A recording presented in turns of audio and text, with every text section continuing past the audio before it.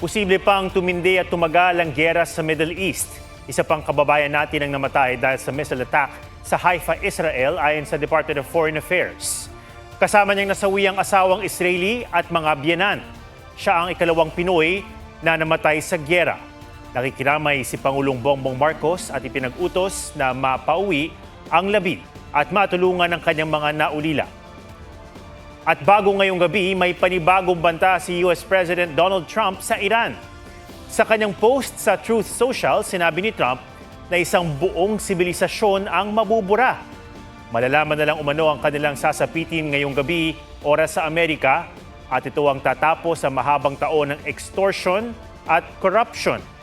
Ayon kay Trump, hindi raw sapat ang ipinanukala ng Iran para wakasan ang giyera. Kasunod niyan, kinansela na ng Iran ang lahat ng pakikipag-usap nito sa Amerika, diplomatic man o indirect. Naunang tumutol ang Iran sa alok na ceasefire ng Amerika.